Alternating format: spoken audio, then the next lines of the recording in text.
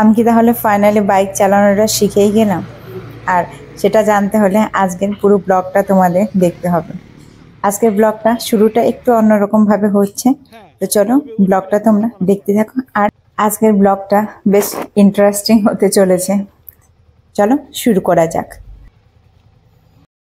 Guys, good morning, welcome back to my new blog. আশা করছি তোমরা সবাই ভালো আছো আর আমিও ভালো আছি। তো সকাল সকাল আজকে অনেকগুলো জামা কাপড় ধুয়ে দিয়েছি, তাই সেগুলো নিয়ে ছাদে চলে এসেছি। আজকে যেহেতু আমি জামা কাপড় ধুয়েছি, এর জন্য হয়তো রোদের পরিমাণটা একটু কম, অনেকটাই কুয়াশা পড়েছে। এখন তো প্রায় 7:10 বেজে গেছে। তো এখন থেকে তোমাদের সঙ্গে নিয়ে ব্লগটা শুরু করছি, আর তোমরা ব্লগটা দেখতে থাকো। আশা করি তোমাদের সবার ভালো লাগবে। তো চলো তোমরা দেখতে থাকো। আমি স্নান করে এসে দেখি মার এদিকে পুজো প্রায় হয়েই এসেছে। তো চলো, আজকে তো আমি বেশ অনেকগুলো জামা কাপড় ধুয়ে দিয়েছি। তো ওর আর আমার দুজনেরই, এদিকে বেড কাভারটাও ধুয়ে দিয়েছিলাম। কয়েকদিন থেকেই ধুবো ভাবছি, ধোয়া হচ্ছিল না। তো মা বলছিল যে না, পরেই তুমি ধুতে পারবে 10টা 10:30টার দিকে। আমার কেন জানি না স্নান করে আর এগুলো ধুতে ইচ্ছে করে না, তাই আগেই ধুয়ে দিয়েছি।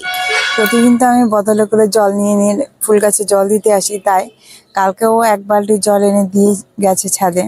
তো এখন 2-3 দিন আর জল আনতে হবে না, সেই জলটাই দিয়ে দিব। তাই এখন ভাবছি একটু ফুল গাছে জল দিয়ে দিই। আর ওদিকে দেখি মার বাইরের ঘরে পুজো দেওয়া এখনো হয়নি। তো চল তোমাদের একটু দেখিয়ে দিচ্ছি। এই যে মা ওখানে বাইরে পুজো দিচ্ছে, বাইরের মন্দিরে এখনো হয়নি পুজো দেওয়া। এই যে দেখো, এই বড় বালতিটায় জল এনে দিয়েছে। এখন এই গাছটাতে একটু আমি জল একবারে দিয়ে তারপর যাব।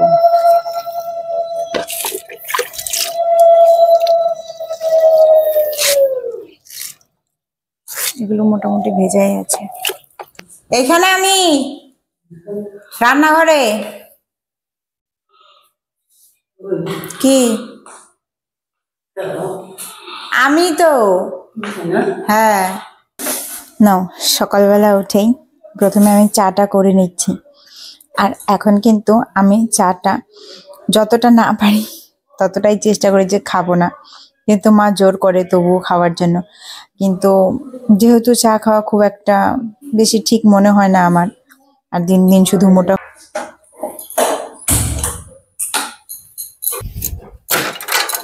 শীতকালে এই বিছানা তোলা নিয়েই যেন একটা যুদ্ধ, এটা ভাঁজ করো সেটা ভাঁজ করো। গরমের দিনটায় আমার ঠিক মনে হয় এসব ভাঁজ করা নিয়ে আমার একটু আলসি আছে। তবে হ্যাঁ, এই যে এখন আমি সব কিছু ভাঁজ করে গুছিয়ে রাখবো। আবার খাওয়া দাওয়া করে যদি আমি একটু বিছানায় আসি, তবে কম্বল গায়ে না দিলে আমার হবে না, একবার বিরক্ত লাগে। বাট এইভাবেই থাকতো, কিন্তু না, আবার অগোছালো রাখলেও ভালোও লাগে না। তারপরে আমি প্রসাদ খেয়ে নিচ্ছি, আর আজকে প্রসাদে ছিল রসমালাই আর কলা। আজকে যেহেতু হাটের বার, তাই বাবা এখনো বাজার থেকে আসেনি। আর এদিকে আমার ভাতটা প্রায় হয়েও এসেছে, কিন্তু সবজিটা একটু লেটে করতে হবে। এখন ভাতটা নামিয়ে রাখছি, আর বাবা আসুক তারপরে দেখি কি কি সবজি করা যায়। আজকে করব এই মিক্স একটা নিরামিষ সবজি। আর দেখো, বাবা আসার পরে এত তাড়াহুড়ো ছিল, তাই পুরো একদম তরকারি বসিয়ে দিয়ে তারপরে তোমাদের সাথে শেয়ার করছি। আর এটা করছি পালং শাক আর বেগুন ভাজা। এদিকে শাক আর ভাজাটা আমার হয়েও গেছে। তো চলো, রান্না পুরো কমপ্লিট। তারপরে আমরা বসে পড়েছি খেতে সবাই মিলে। আর এই দেখো, ও তরকারিটা রেখে গেছে, তাই আমি আর ওই তরকারিটাই খেয়ে নিচ্ছি। আর আজকে বাবা নতুন কাসন্দ এনেছে বাজার থেকে শাক দিয়ে খাওয়ার জন্য। তো কাসন্দ দিয়ে শাক দিয়ে বেশ ভালোই লাগে। তারপরে খাওয়া দাওয়া করে একটু রেস্ট নিয়ে নিয়েছি। আর বৃহস্পতিবার দিন কিন্তু ঘর না মুছলে একেবারেই মনটা ভালো লাগে না। যদিও আমাদের ডেইলি ঘর মোছা হয় না, তবে সপ্তাহে 2 দিন মোছা হয়, রবিবার আর বৃহস্পতিবার পুরো ঘরটা। কিন্তু তাছাড়া নিজেদের রুমটা টুকটাক মোছা হয়। যেদিন একটু বেশি নোংরা পড়লো সেদিন মুছে নেই।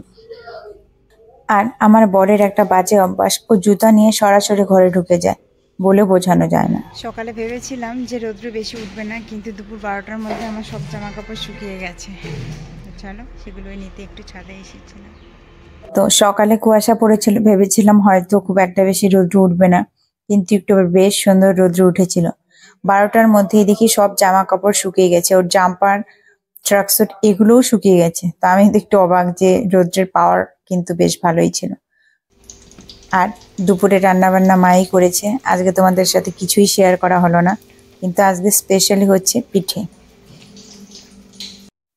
দুপুরের খাওয়া দাওয়া সেরে একটু শুয়েছিলাম, কিন্তু সেভাবে ঘুম হয়নি। তারপরে একটু রেডি হয়ে বেরিয়ে পড়েছি একটা কাজে।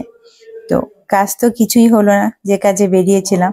তারপরে ভাবলাম আমাদের এখানে সামনে একটা ওভার ব্রিজ আছে, তো সেখানে বলছিল চলো ওইখান থেকে একবার ঘুরে আসি বাইক নিয়ে। এমনিতে তো কোথাও বেরোনোও হয় না বিকেলবেলা সেরকম। তো আজকের বিকেলটা বেশ সুন্দর ছিল, আর সূর্যটা দেখতে এত বেশি ভালো লাগছিল। জানি না এখন তোমাদের ফোনে কতটা বোঝা যাচ্ছে। তো এই ব্রিজটা, এটা তোমরা আমার আগের অনেক ব্লগে দেখেছো এই ব্রিজটা, কিন্তু এখানে কখনো সেভাবে আসা হয়নি। ব্রিজটা উপরে দিয়ে যাওয়া আসা তো হয়।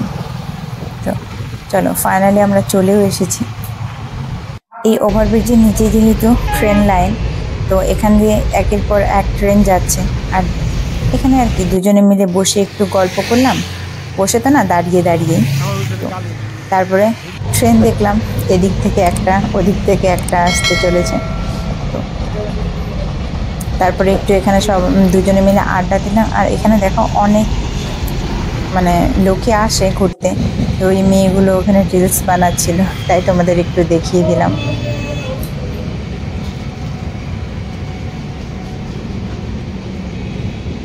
আমার অনেক দিনের ইচ্ছে যে আমি বাইক চালানো শিখবো, ওকে মাঝে মধ্যেই আমি বলি। আর এখন তো আমি বসে বসে পোস্ট দিচ্ছিলাম বাইকে, আমি বলছিলাম কয়েকটা ফটো তুলে দাও। তো তারপরে একটু পরে ও বলছিল সত্যি শিখবে চালান। তখন তো আমার মনে ভয় ধরে গিয়েছিল, আমি কি পারবো কি পারবো না। তারপরে বলছে চলো একটু ট্রাই করি। কিন্তু রাস্তায় ও দিতে ভয় পাচ্ছিল, এখানে যেহেতু হাই রোড। আর এখানে দেখো বেশ ভালোই লোক আসে বিকেলবেলা। তো তারপরে বাড়িতে এসে আমাকে বলে দিয়েছে, তো আমি একটু ট্রাই করছিলাম। তো আজকে তো আর ওইভাবে শেখা হবে না, সন্ধ্যায় হয়ে গেছে, মানে বুঝতে পেরেছি কি করে চালাতে হয় সেটা। তো অন্য আরেকদিন মাঠে যাব, সেটাই প্ল্যানিং আছে।